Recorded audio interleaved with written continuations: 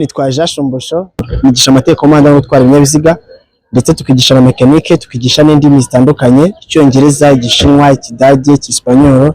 Ikindi kandi uhabwa certificate igaragaza ko ibyo bintu wabyize neza iwacu muri Skills Driving and Language School. Nagize umugisha wo kuza ku garage rero, murabona ko hano hari garage rinini cyangwa se ahantu hagutse cyane. None ngiye kuvugisha umwe mu banyeshuri biga iwacu, agiye icyo atubwira umunyeshuri usanzwe wigamo hano. Ndamubaza ibibazo bikeya, ibindi namuzamubaza muri comment cyangwa se ikindi kibazo zagira uzaduhamagara kuri telefone yacu. Je ntacyo bitwaye, nuko nyine twagiraga ngo tubereke aho dukorera cyangwa se tubereke garage cyangwa se tunabereke bamwe mu banyeshuri biga bimwe mu byo bagezeho cyangwa se mu magambo makeya icyo babasha kubwira nawe wifuza kuza gutangirana natwe uno mwaka utararangira. Biragenda. Umaze igihe kingana gite wiga iwacu hano? Igihe kingana n'ukwezi. Ukwezi nicyo ushobora nko kubwira nk'umuntu nkwegera hepfo gatoya. Ukwezi nicyo reba muri kamera. Ukwezi nicyo ushobora kubwira nk'umuntu umaze igihe kinini? Icyo namubwira ni yaza muri Skills and Driving School tugafatanya ubumenyi. Urumva umuntu yagiye kwiga igaraje, yagiye kwiga mekanike, hari ibibazo akenshi bakunda kwibaza. Wowe waje wibaza ibibazo nk'umuntu uje kwiga mekanike bwa mbere iwacu?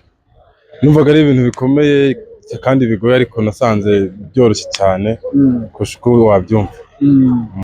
Hanyuma se iminsi umaze wiga ugeze kuki?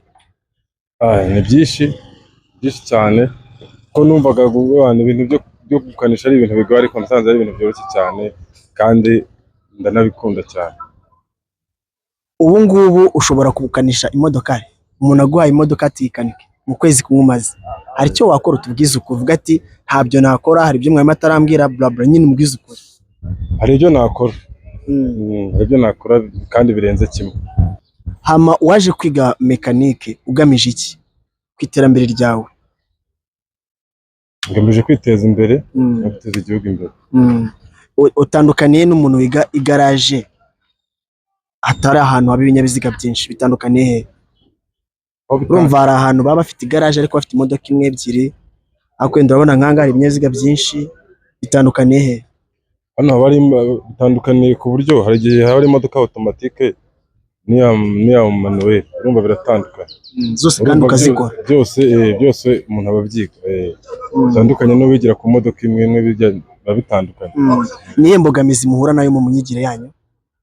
Nta mbogamizi duhura nayo. Icyo nababwira ni baze dufatanye kwiga, dufatanye ubumenyi, biteze imbere. Utangira ryari, ufitiye shift? Ntangira saa 3 asoza saa 11. Kutindamo cyane?